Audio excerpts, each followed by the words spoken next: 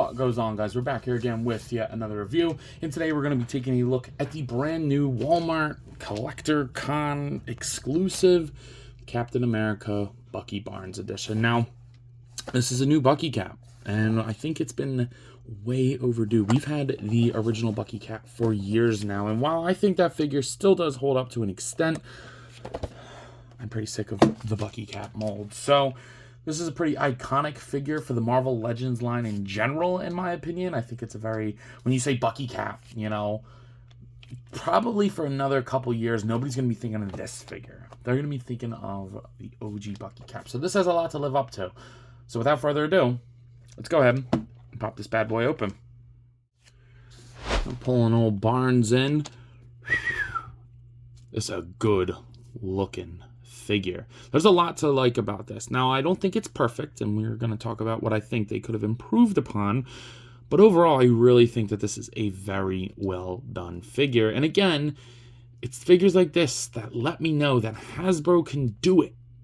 They just choose not to sometimes. So, without further ado, let's hop into this. So, starting off traditionally with our head sculpt, I like the way that it looks. I think this may be reuse. Please correct me if I'm wrong. It does kind of look like reuse, but I don't really care. I think that the head sculpt's very nice. I like the ears. I think the A is painted very nicely. One tiny little thing that's bothering me is since that these ears, like the feather head things, are an insert molded piece, it doesn't really match the pearlescent white that you see everywhere else on the figure. It's a little irksome, but honestly, you can only really tell when you have it under this harsh lighting. You can see the stars on the side. The stars on the shoulders are just painted, but I think they're painted very cleanly. You get down to the arm. One thing that I don't like is that Hasbro just couldn't make a regular arm. This little seam here on the forearm is to ensure that there is reuse potential. And while I love pinless joints, they kind of become arbitrary when you're just putting these lines in there for no reason. You know, just make a new arm. It's not I don't know, whatever. But you do get the hole in the back. The whole waist up is a brand new sculpt in terms of the torso, which I really, really like. Captain Puerto Rico is looking very well. You do get to see that all of this detail here is sculpted. Each of the lines going down, the line with the blue, the star is sculpted on the front and the back, the line that separates the blue, and look at that metallic blue. Delicious looking blue. So I really like the way that looks. I do got a little paint missing in there, which does, I shouldn't say it bothers me, but it does. And then one thing that I do like is that in this belt, all the little, they are. I stand corrected. All the little silver parts are punched in. I love when they do shit like that. That is so, so nice. And then you do get the glossy boots and the pinless legs. These are just Vulcan legs, I believe. So this is a kind of like remodel of the Vulcan mold. I guess that's the best way to put it, and that's okay. I think that this, if you're going to do reuse, this is the way to do it. Sculpt new parts that need to be sculpted and leave the parts that don't really matter, and I think that this is a perfect example of just that. Now, in terms of accessories for old Bucky cap, I did a goof. He did come with both of his hands, but I seem to have misplaced one, or my cat has misplaced one. I don't know where it was, but that's not on Hasbro. That is completely on me. He does come with a full set of grip hands. I'm missing the trigger finger hand, which does kind of bother me because I did kind of want the gun in his hand, but I mean, I can survive with just the knife, which he does come with the knife as well. It's kind of like an army knife. It looks okay. I think a nice metallic paint would have been nice on that. And then you do get the shield, which mine has crazy marbling on it. I'm not a huge fan of that, how that looks. Usually marbling doesn't bother me, but in a case like this, for some reason it really is. So I'm not too happy about that. Plus it's the old clip system, which again, I also usually don't hate, but I don't know. I think that it's time to upgrade it. But yeah, this looks pretty good. I do like the metallic red that matches his gloves and his like his chest, abdomen area. So I think that that's pretty awesome, and I think that, you know, it's enough accessories. Oh, I forgot. He does come with his gun as well. Unfortunately, mine is going to be kind of useless at this point because I don't have the trigger finger, but it's okay. I don't really like that it's not a realistic gun, but it does, as you see, as you just saw, it does fit in the holster very well. I just kind of wish it was a more realistic gun than like a cartoony, like, I don't even know what kind of gun that is, to be honest with you. Now, in terms of articulation, they did do some new things. They did do a double ball peg at the head, and while I don't think it's perfect, look at how much better this is. You don't got that stupid notch. He still looks up more than Spider-Man.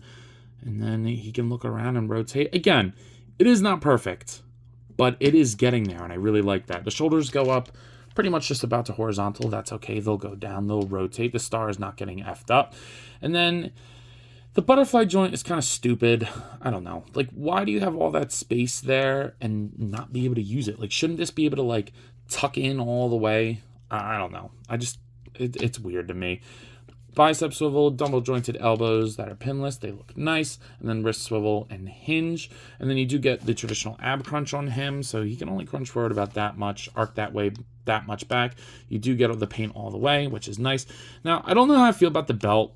It's like an insert piece, kind of like how Star Wars does with their like shoulder pads. I mean, Marvel Legends do it too now, but it's kind of like an insert piece in between the waist and the pelvis. And while I think it looks cooler, I don't know like how much I trust it.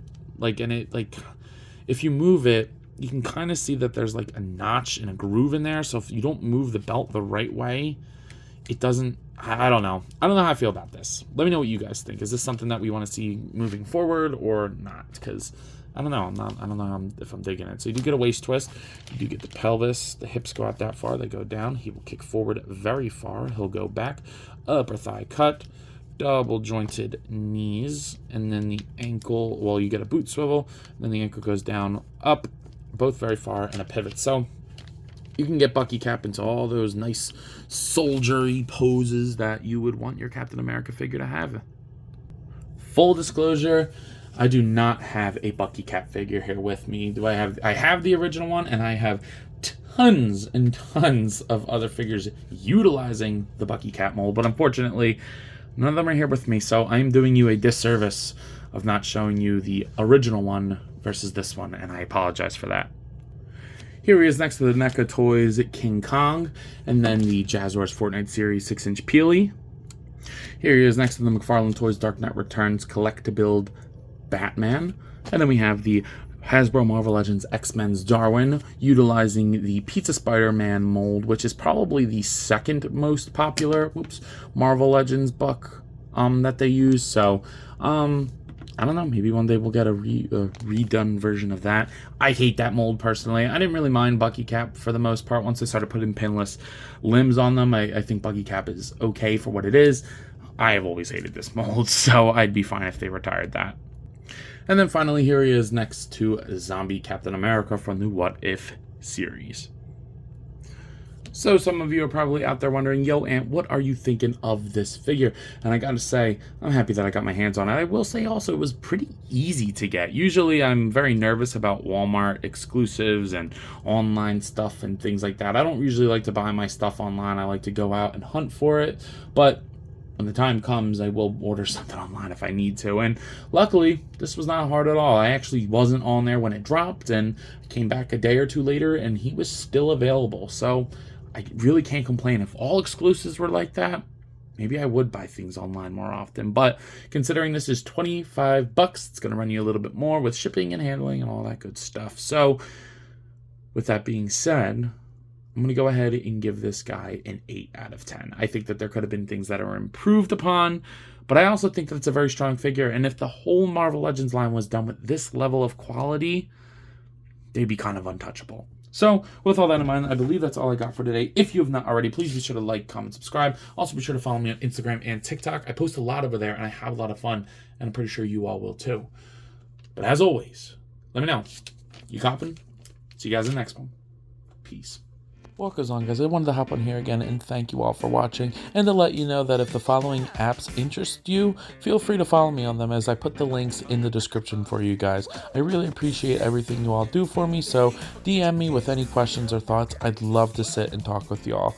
Again, thank you all for watching, and I'll see you in the next one. Peace.